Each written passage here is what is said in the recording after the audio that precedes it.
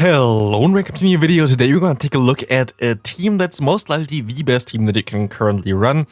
I had a great one with this team. I'm mostly going to try to push to Legend with this team later on this week, but we have to see.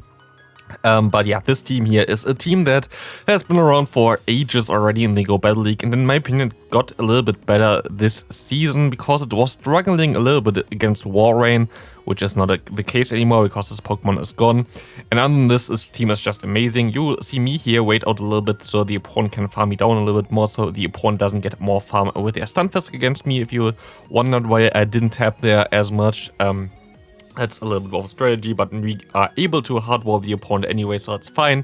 Skarmory currently also is definitely one of the best Pokemon that you can run, as this will be able to destroy something like a Nidoqueen, but also destroy the upcoming Jumpluffs, the upcoming Tropius, all of those new coming back grass types from the meta change where the Walrein basically got screwed. They're all coming back. They all don't really like to face Skarmory, and Skarmory is very solid again. And this team is just very solid again. I played this team for 3 sets. I went 3-2, 4-1, and 5-0. And this kind of tells you how good this team is. You see me drop Elo in the middle of the gameplay most likely. If you take a look at the Elo in the beginning, this is because I had, during those games, 2 sets with the Shinotic, which you also saw already on my channel. So yeah, this didn't go that well with the Shinotic. There went I think 3 and 7, so like that wasn't the best one.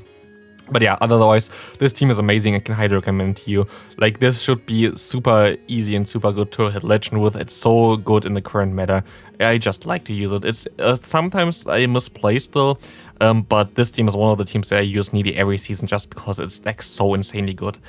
It's a little bit tricky, of course, if you don't have XL Pokemon like the Sableye. I would expect that the Sableye might come into spawns or something again for the Halloween event part 2. I don't think it was in part 1. Maybe I missed it there. But the Pokemon itself is, of course, one of the best Saisops in the current meta. But if you don't have this, you can use your Drapion. You could also use your Skuntank, but Drapion is, I think, a little bit safer as a Saiswap here. But the Sableye is definitely still the best option just because there are a ton of Medicham, also a ton of Medicham that seem to try to Saiswap against you, where you can just go in, you can just completely hardwall them and completely KO them. So yeah, the Sableye is most likely the best one. Tomorrow, most likely, I'm going to showcase a team that is super cheap to build for those who are a little bit poor on starters and still want to get a decent team in. Stay tuned for this if you haven't subscribed already. I never really advertised it in my videos recently, but hey, feel free to leave a like if you like the video. Helps a lot, and you can see that we can just destroy this incoming Marowak. With this team as well, it's a little bit important that you are noticing the opponent's teams. For example, there I saw a Tapu Fini in the lead, I saw a Sableye in the back. It's always basically the case that they have something, either the Trevenant, where I would be screwed in this case, or the Marowak, which is fine for me. In the back, so just playing for what you see is pretty easy. Of course, people are going to most likely know the backline of you as well. If you see the Swampert in the lead, it's very commonly this team here. It's not a team that I thought of. This team has been around, I think, since Season 2, Season 1, something like this. And it's just still so strong. As we see, actually a very spicy pick from the opponent here. Seeing a Steelix is something that you don't really see all the time, but it doesn't really matter because I don't really think this Pokemon is very good. I don't know, like I never, like always when I play Steelix is horrible for me, so I don't know. We will see that we can just go ahead and let this move go through. Maybe we're going to Dino from this one, but we see a Trevenant coming in, and a ton of Trevenants go straight for the Shadow Ball here, and that's what I'm predicting. I'm not going to play around, I'm going to shield immediately. It's going to be the Shadow Ball, and I will be able to either get back the shield here or KO them. We're gonna get back the shield, and we will be able to farm them super low. Either we KO them here or we get them into a range where we can mud-shot them down with the Swampert, and we will be able to actually KO them here. In comes the Steelix. Steelix has nothing for your Skarmory. Skarmory will be able to knock them out with one Sky Attack if they would have let it go. I don't know why you shield this and then forfeit, to be honest, but I take this. We see a horrible lead here. Meganium is something that I actually saw twice. I don't know if both gameplays are in there with them, but Meganium might be a little bit of an issue sometimes. But it's such a rare Pokemon that it's kind of crazy that we even face it here. Meganium was actually one of the staple picks for like the first few seasons of Go Battle League, as this Pokemon has access to Earthquake, will be able to both counter the Galarian Stunfisk, for example, but also the Registeel and also the Azumarill. So like back in the day, this Pokemon was super common. Nowadays, I don't see anybody using it anymore. There are some other picks, for example, the Venusaur, which are just a little bit better in terms of what they can do in the current meta. As Venusaur is able to completely hardwall the charge moves of a Registeel as well and has a pretty decent matchup as a Shadow version, while also it also has a better matchup against something like the Machamp.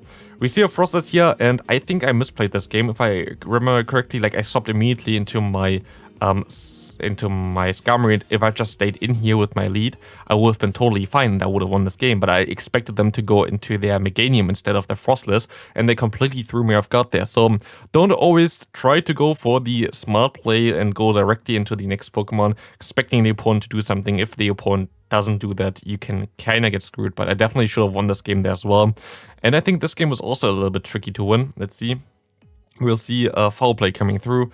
They're going to go into their Drapion here right now, kind of getting hard-walled so far, but I can shield it up and I could go for one return here. So expecting my opponent to know that I can just go for one return and KO them. Let's see what they're going to do. They're going to no-shield it, of course. We cannot go for another move and we kind of have to let this move go through. We will go down here, and this was basically a horrible matchup there. Good guess, I guess, from my opponent that they didn't shield there. I definitely should have went for the actual charge move then, but like, yeah, it's fine. We will see the Scrafty in the lead and we will go into our Skarmory, and we see that they go for a charge move. We can let this move go through. We can take everything. It's going to be a foul play, and we see a Toxapex in the back.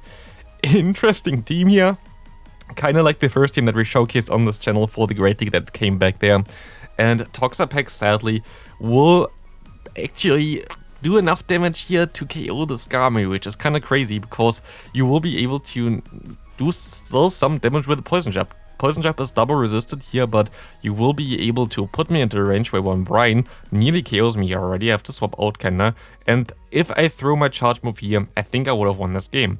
But I didn't throw my charge move here, which means that they can go into their Scrafty here, and I cannot farm them down in time and reduce with 1 HP in a dream. And again, another game that I should have won if I played it better. But it's fine. We see another opponent here where we have a good lead, and I misplayed again. I should have went for the charge move first against the Pidgeot. If you see a Pidgeot swapping in, the matchup against the Skarmory here is not as good as you might think it would be. So if you can see it here right now, we can go for one Sky Attack. We are debuffed and we don't really do any damage anymore. So you will be able to win this matchup still, but you will, like, unless they're going to shield here, for example. Like, if they're going to shield here, I think they can farm me down, but we will be able to actually still realign our Pokemon, which is nice. I'm actually going to swap out here, which seems weird at the first glance, but if you say swap a flying type like the Pidgeot, it's very likely that you have another one in the back. That's at least what I thought, and that's what I tried to play for. But I'm not sure if this is going to work out like this. Maybe I misplay here again completely. But this was definitely not perfectly played by me. I should have just went for one Hydro Cannon and then swapped out, to be honest. I will be able to take the charge moves on my Skarmory, but I need to get some damage off them. And we see a Grass type in the back. And we can go for one charge move here. We will be able to get the shield, and we can go into our Swampert. We can go for another charge move here again. So the Hydro Cannon will get this thing low, and 2 Hydro Cannon actually knock this thing out, which means this will get the final shield. And if you remember correctly, we have one move stored. We can keep the shield for a potential CMP tie, and we will be able to knock them out with our safe Skarmory with like a few HP here, and we will be able to win this game just barely. Next opponent, we see a Swampert against the Registeel. We will be able to do some nice damage against this thing as well. It's actually not the best matchup all the time. You win this like in the 2 shields, definitely in the 1 shields as well. I think even 0 shields you win this, but I don't really want to get the damage from the opponent's Focus Blast there, so I'm going to shield up the first move. I can go for another charge move here. They are not shielding this, and we see the Medicham coming in. I can overfarm a little bit. I try to catch the potential Ice Punch, which didn't work out, but we get out the Bastion, which is important for this matchup, of course, as we have our Swampert still loaded with 2 charge moves, and we really need the Bastion to get out of the place there, so we don't have to face it with our Skarmory in the back. And it's still going to be a little bit closer. The matchup between Skarmory and the Medicham is not as good as some people might think, but we can just go ahead and go for an Hydro Cannon here. If they want to shield, they can shield. They don't want to shield, we can go for another move here. Let's see if they want to shield this one here. They will shield this one, and we can still go for another move, which is very nice because now we're gonna get either the final shield, get some damage on them, we get the shield, and we will just need to go for one more Sky Attack. And I'm not going to shield the first move because it could be a Power Punch, and it was a Power Punch, which means now we will be able to tank those moves. We can just go ahead and farm up all the energy, and we will be able to knock out this Medicham with one more Sky Attack. They can farm up as much as they want. There is nothing that they can do here, and we will be able to win this game. Next opponent here, we're going to see Swampert against Nidoqueen, and this will be of course a decent matchup for us. We see a Sableye coming in. Don't be scared about this, just go ahead and go straight for your charge move. Hydro Cannon going to do a ton of damage, or gets the shield. Both of them is fine, because as soon as you throw the charge move there, you will always be able to realign, and realigning with this team is super important.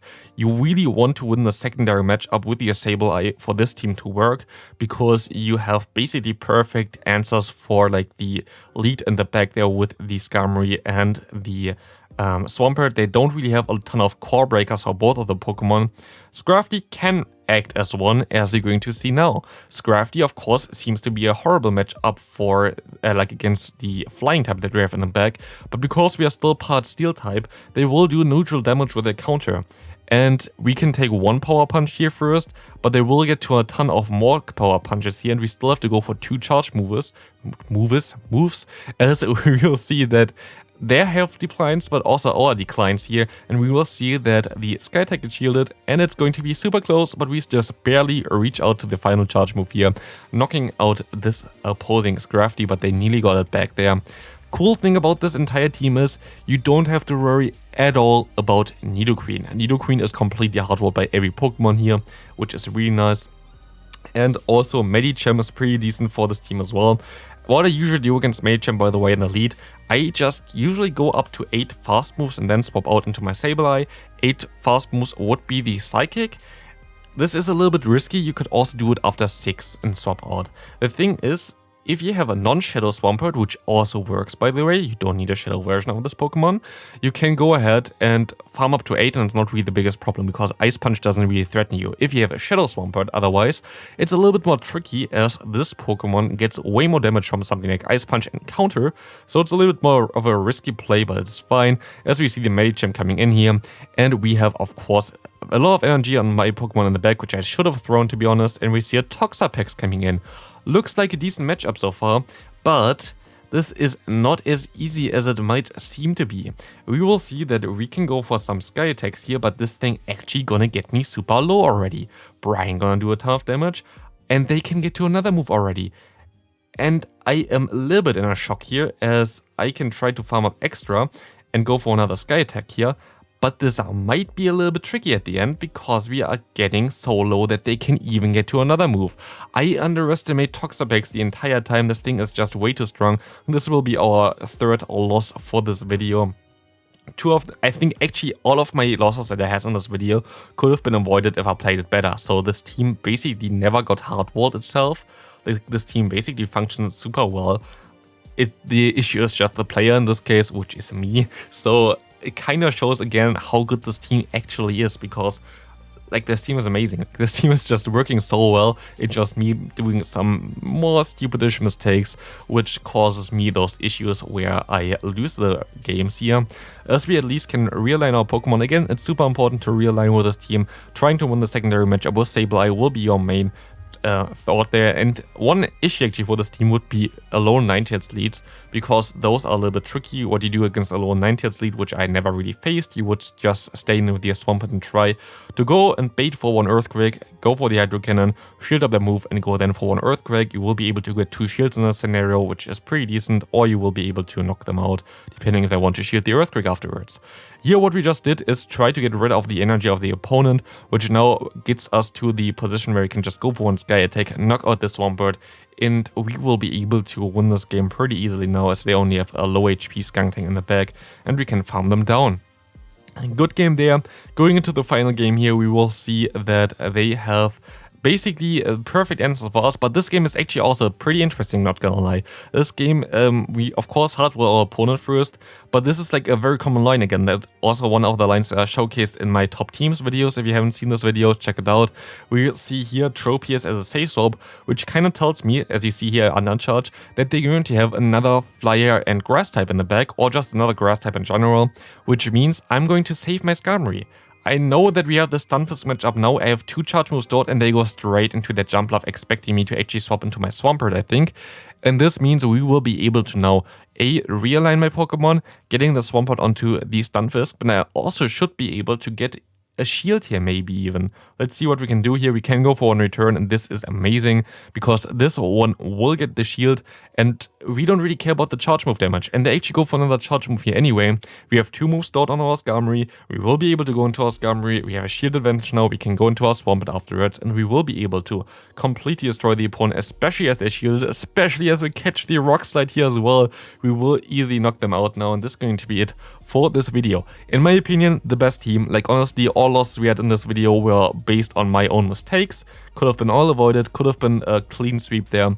And yeah, I hope you enjoyed this video. Thanks for watching. Let's finish this off with 1 Brave Bird, which is totally unnecessary, and the 2 Shield Flex. So thanks for watching. See you next video. Have a great rest of your day. Bye.